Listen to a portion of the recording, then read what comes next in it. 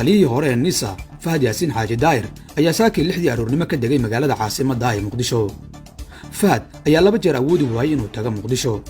mid ka mid ah labada safar diyaaradda ayaa digniino amni oo hesha kadib waxay dhaafi weysay waddanka Djibouti, halka maalinkii xigay ay diyaaradda Turkish Airlines u sheegtay Fahad in aanay qaadi karin iyadoo dareemaysa halis dhanka ammaanka ah.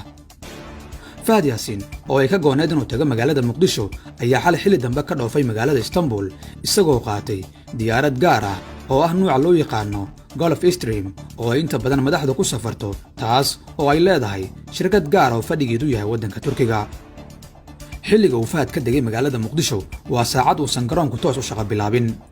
ilaalada garoonka Aadan Cabdi waxay xaqiijiyeen inay jiraan ciidamo gaar ah oo yimid garoonka kuwaas oo galbiya Fahad. diyaaraddii keentay Fahad Yaasiin oo 16 qaad ahayd ayaa degdeg u laabatay. haddaba maxay soo laabashada Fahad Yaasiin ka bedeli kartaa xaaladda dalka?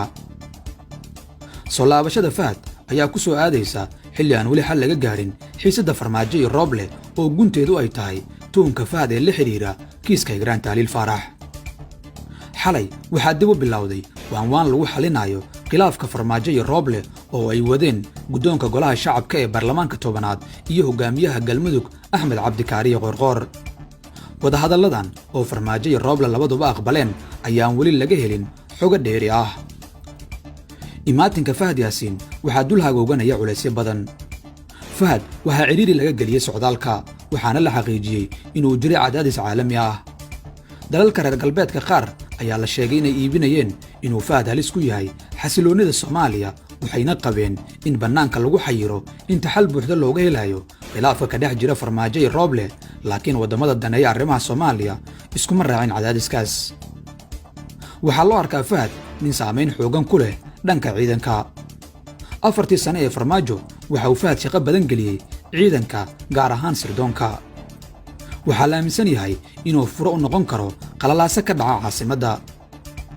waxyaabaha Fahad Yaasiin u saamaxaya saamayntiisa xagga ciidanka waxaa ugu weyn dhaqaalaha uu ka helo dowladda yar ee Qatar oo la aaminsan yahay inuu si weyn ugu bixiyey inuu abuuro ciidan daacad u ah aragtidiisa. dhanka siyaasadda waxa uu Farmaajo dhowr jeer iska riixay fursado lagu soo afjari karay xiisadda taagan.